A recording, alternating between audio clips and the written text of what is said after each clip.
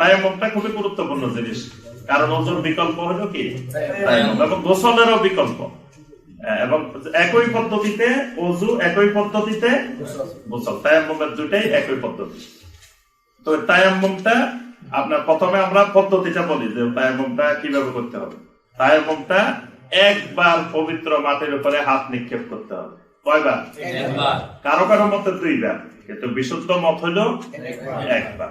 একবার বিসমিল্লাহ বলে হাত স্পর্শ করবে, করার পরে তো অনেক সময় দেখা যাবে যে ওই কিছু ইয়া থাকতে পারে, করলে তুলাবালি বা বিভিন্ন ইয়া থাকতে পারে, এগুলো দিয়ে যদি মুখ মাসে শুরু করে মুখের মধ্যে করলে লাগে আরো সমস্যা তৈরি করবে।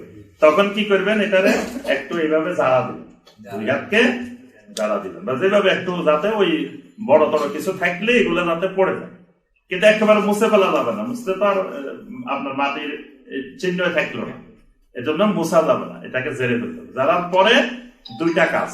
প্রথম কাজ হলো কি করতে হবে, মুখমণ্ডলটাকে মাসে করে কয়বার?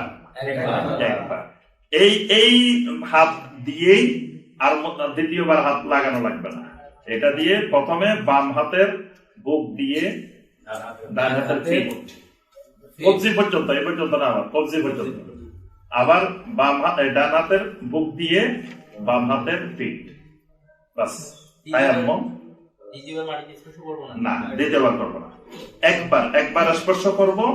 এখানে একটা লাভ আছে, একবার আর 2 বার, এই জন্য একবারের মত হলো অধিক বিশুদ্ধ।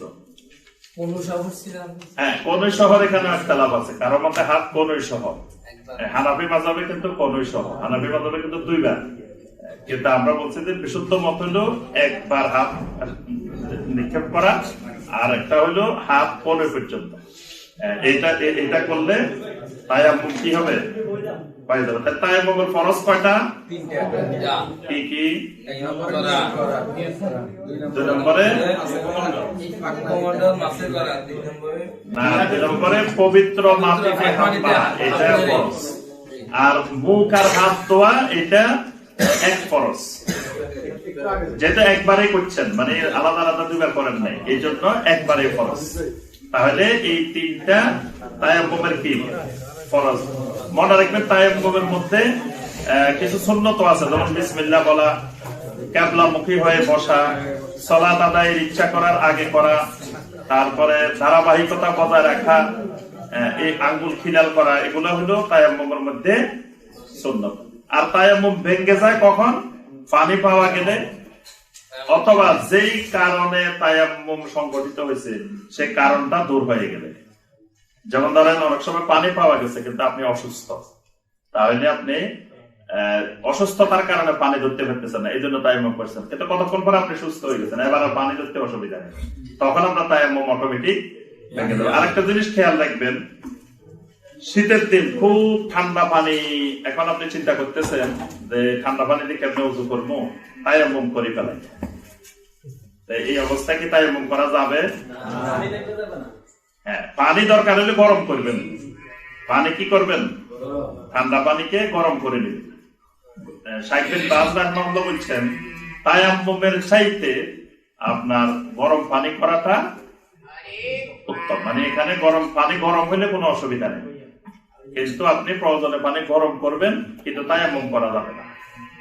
যদি আপনি ঠান্ডা পানি ব্যবহার করলে রোগ বেড়ে যাওয়ার সম্ভাবনা থাকে বা ক্ষতির সম্ভাবনা থাকে, তায়াম্মুম না করে পানি গরম করে করতে হবে। আর কোন জায়গায় এমন কোন জায়গা যেখানে পানি গরম করার কোন ব্যবস্থাপনা আপনি পাচ্ছেন না, কিন্তু এত অধিক ঠান্ডা যে ঠান্ডায় আপনি ওযু করলে আপনার বিশেষজ্ঞ ডাক্তার বলছে যে আপনার রোগ বেড়ে যাওয়ার সম্ভাবনা আছে, তাহলে তখন আপনি তায়াম্মুম করতে পারবেন। তবে বর্তমানে আলহামদুলিল্লাহ এরকম সমস্যা নাই, এই ক্ষেত্রে উত্তম হলো ওই ঠান্ডা পানিটাই ব্যবহার করাটাই উত্তম। এরকম কোন রোগ না যে একবারে একদিন ওযু করলে আপনার রোগ অনেক বেড়ে যাবে ঠান্ডার কারণে, এই জন্য সহজে তায়াম্মুম মানে করাটা ঠিক না, যতক্ষণ পর্যন্ত না বিভিন্ন উপায় আছে। আর তায়াম্মুমটা করতে হবে একবারে সালাতের লাস্টের ওয়াক্তে গিয়ে, সর্বশেষ ওয়াক্তে গিয়ে, আউয়াল ওয়াক্তে জায়েজ ওয়াক্তে করা যাবে না, এটা হলো একেবারে লাস্টে যাই করতে হবে, আপনি আর পাচ্ছেন না, পাওয়ারও সম্ভাবনা নাই, তখন যে আপনি তায়াম্মুম করে সালাত আদায় করবেন।